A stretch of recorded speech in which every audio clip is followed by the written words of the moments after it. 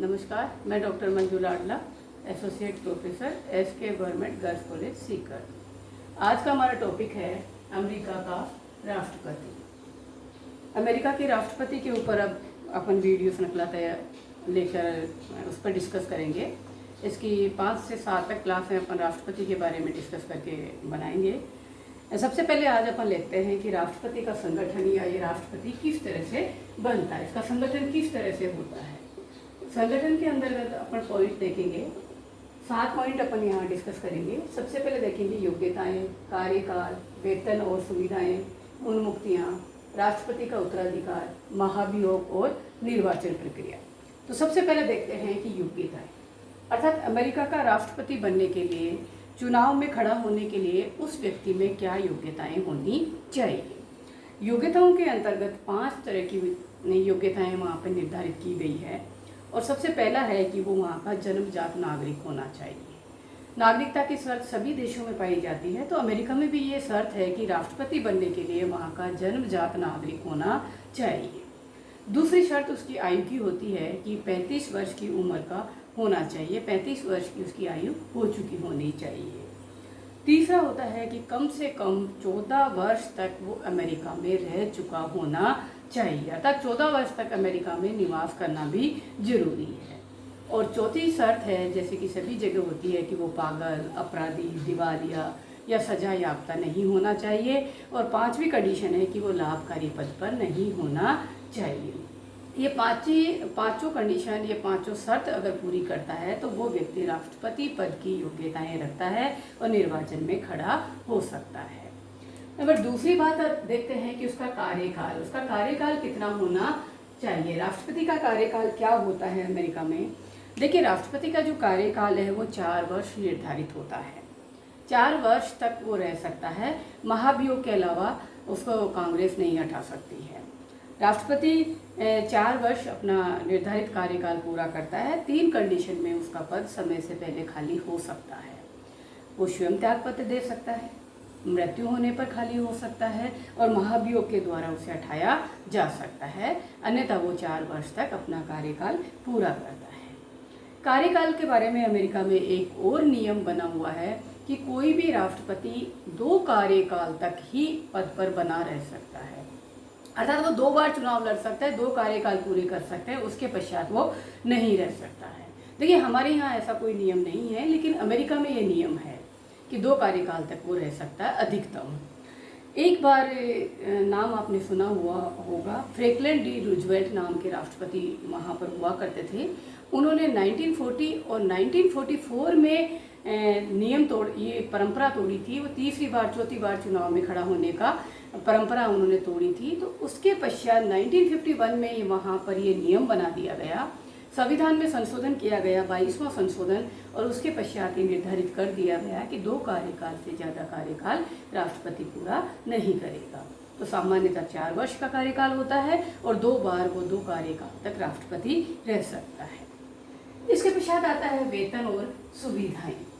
देखिए, राष्ट्रपति का जो वेतन है वो कांग्रेस निर्धारित करती है। तो कांग्रेस द्वारा जो भी वेतन भत्ता निर्धारित किया जाएगा वो उसे दिया जाता है। संविधान में इसके बारे में कोई प्रावधान नहीं है, ये कार्य कांग्रेस को दिया हुआ है।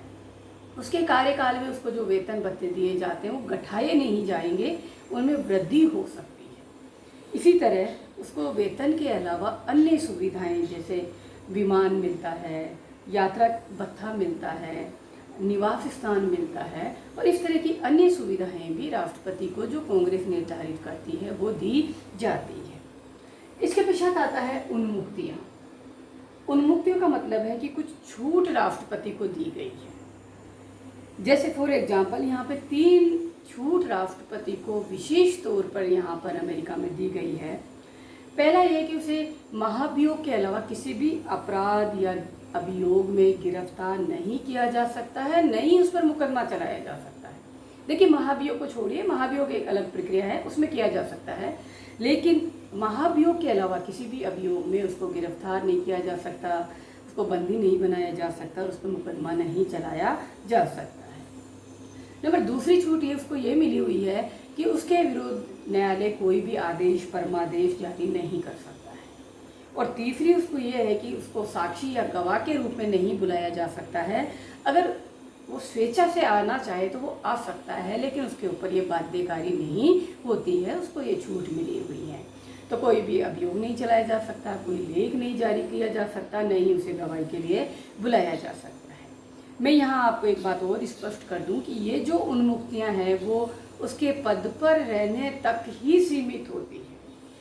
पद से हटने के पश्चात उस पर ये लागू नहीं होगी। तो पद पर रहते हुए राष्ट्रपति को ये छूट, ये उन्मुक्तियाँ भी मिली हुई है।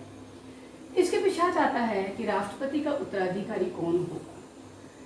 अर्थात राष्ट्रपति का अगर पद रिक्त होता है और रिक्त रहने पर उसकी जगह कौन कार्य संभालता है, यहाँ पर यह प्रावधान किया गया है कि राष्ट्रपति को हटाए जाने पर या उसकी मृत्यु होने पर या उसका त्याग पत्र देने पर या कोई अन्य कारण से अगर राष्ट्रपति का पद रिक्त होता है तो अमेरिका में उपराष्ट्रपति का प्रावधान किया गया है।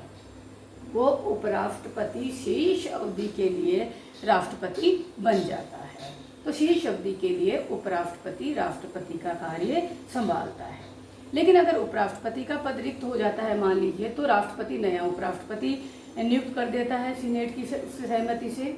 और यदि उपराष्ट्रपति का भी नहीं है, खाली है पद, तो यहाँ पर जो सीनेट और जो प्रतिनिधि सभा होगी उनके अध्यक्ष यहाँ पर राष्ट्रपति का नेक्स्ट नंबर उनका आता है, वो कार्य संभालते हैं। लेकिन ऐसी कंडीशन बहुत कम आती है, उपराष्ट्रपति राष्ट्रपति की जगह शेष अवधि के लिए कार्य करता है। फिर नेक्स्ट अपन देखते हैं राष्ट्रपति को हटाने का तरीका। अर्थात राष्ट्रपति अगर सही ढंग से काम नहीं करता है, भ्रष्टाचार या किसी अन्य घूसखोरी या किसी ऐसे आरोप में लिप्त पाया जाता है, तो राष्ट्रपति को समय से पहले हटाया जा सकता है।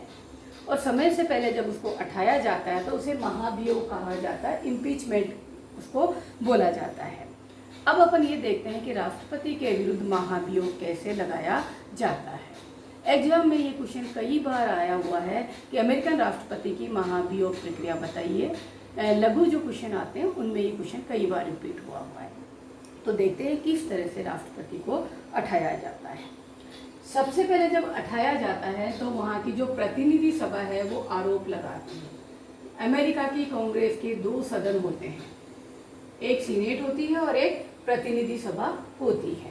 तो सबसे पहले प्रतिनिधि सभा आरोप लगाने का काम करेगी कि राष्ट्रपति के विरुद्ध ये आरोप है। जब वो आरोप लगा देती है तो उसके पश्चात उसे सीधा एक न्यायिक समिति या जांच समिति के पास भेज दिया जाता है। जांच समिति उसकी जांच करती है कि राष्ट्रपति के विरुद्ध जो लगाए गए आरोप हैं वो सही है। अगर उसने ये पाया कि वो सही है तो उसके पश्चात प्रतिनिधि सभा उसे पारित करेगी और 2/3 बहुमत से प्रतिनिधि सभा उस प्रस्ताव को पारित कर देती है।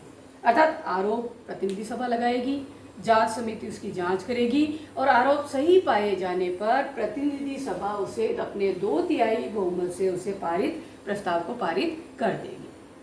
प्रतिनिधि सभा द्वारा पारित होने के पश्चात वो प्रस्ताव चले जाएंगे सीनेट के।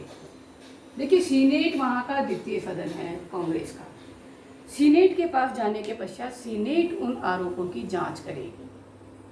सीनेट न्यायालय के समान उन आरोपों की जांच करती है और उस समय सीनेट की जो अध्यक्षता होता है वो सर्वोच्च न्यायालय का जो न्यायाधीश होता है वो उसकी अध्यक्षता करता है। तो न्यायाधीश की अध्यक्षता में सीनेट न्यायालय की तरह उन प्रतिनिधि सभा द्वारा लगाए गए आरोपों की जांच करती है।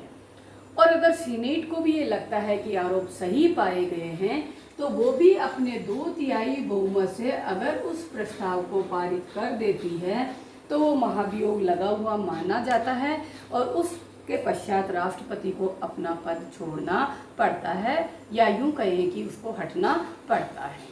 लेकिन एक चीज़ यहाँ पर ये है कि जब सीनेट जांच करती है उस समय राष्ट्रपति अपना पक्ष रख सकता है, उसका पक्ष भी सुना जाएगा, या तो वो स्वयं उपस्थित हो सकता है या अपना प्रतिनिधि वहाँ पर भेज सकता है और अपना पक्ष वहाँ पर रख सकता है।